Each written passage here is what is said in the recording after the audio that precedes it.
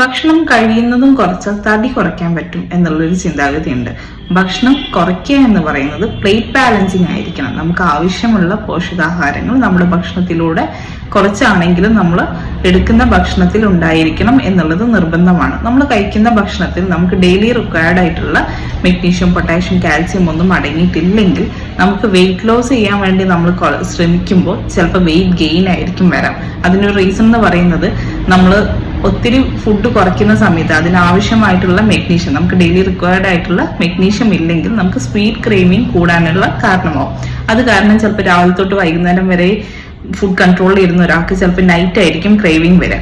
രണ്ടാമത്തത് potassium, magnesium ആണ്. ഇത് രണ്ടും നമ്മുടെ ശരീരത്തിന് ഡെയിലി റിക്വയർഡ് ആയിട്ടുള്ള അളവിൽ കിട്ടാതിരിക്കുകയാണെങ്കിൽ നമുക്ക് മെറ്റബോളിസം ഇംപ്രോപ്പർ ആവുകയും അത് കാരണം നമുക്ക് വെയിറ്റ് ഗെയിൻ ഉണ്ടാവാനും ഉള്ള സാധ്യതയുണ്ട്.